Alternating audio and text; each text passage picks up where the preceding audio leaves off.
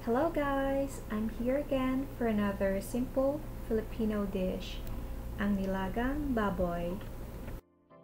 Alam nyo ba na ang nilaga is one of the easiest to prepare? Kahit na baguhan lang sa kusina ay kaya lutuin ito. Nandito ang maikling impormasyon tungkol sa dish natin today.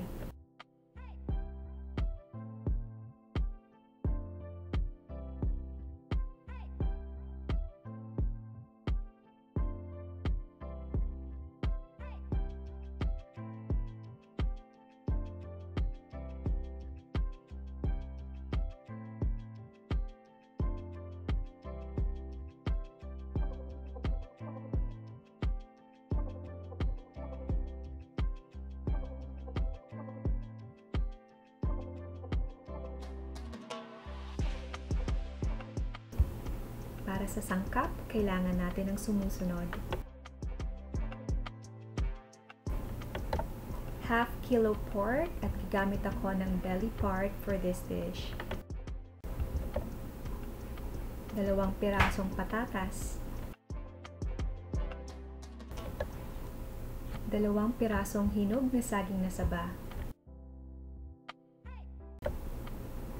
Gagamit din ako ng green beans. Kalahating repolyo, which is about 1/4 kilogram. Isang sibuyas.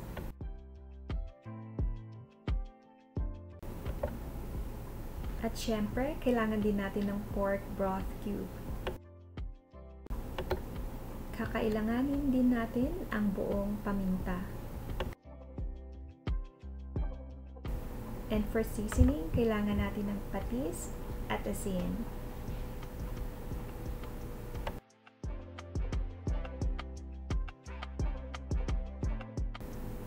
Siyempre, hindi mawawala ang tubig. Una sa lahat, kailangang hugasang mabuti ang mga sangkap at hiwa-hiwain.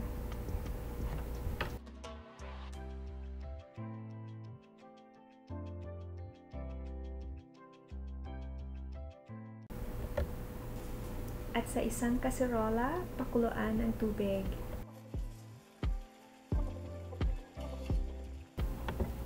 At pag kumukulo na, pwede nang ilagay ang pork.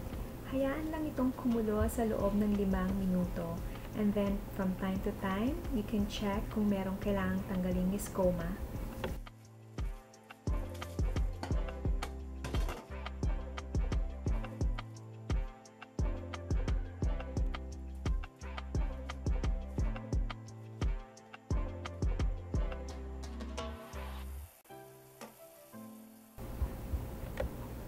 Pagkatapos ay pwede nang ilagay ang paminta, yung broth cube at saka onion.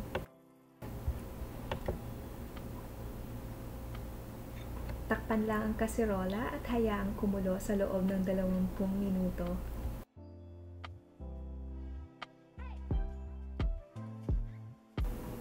After 20 minutes, ilagay na ang patis at hayaan ulit kumulo sa loob ng 20 minuto.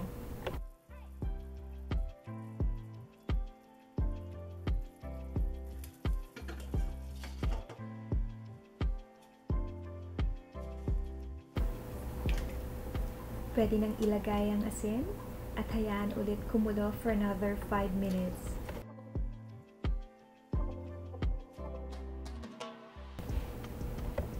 At this point, pwede nang ilagay ang patatas at ang saging na saba.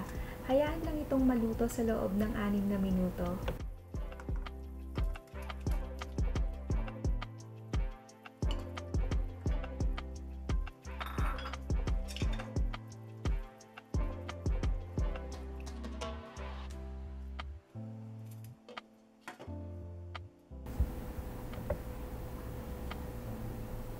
Pwede nang ilagay yung green beans. Hayaan lang itong maluto sa loob ng 2 minuto.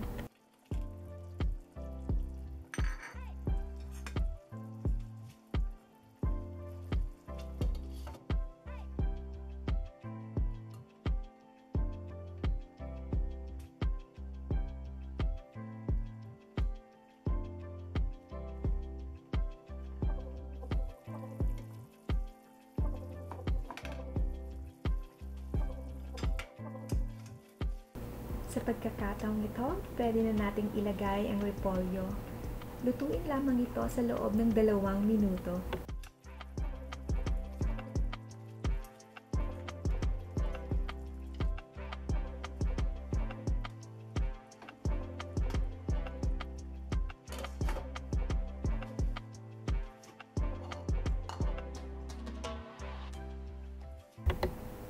Huwag nating hayaang ma-overcook yung gulay. At this point, pwede nang i-off ang kalan.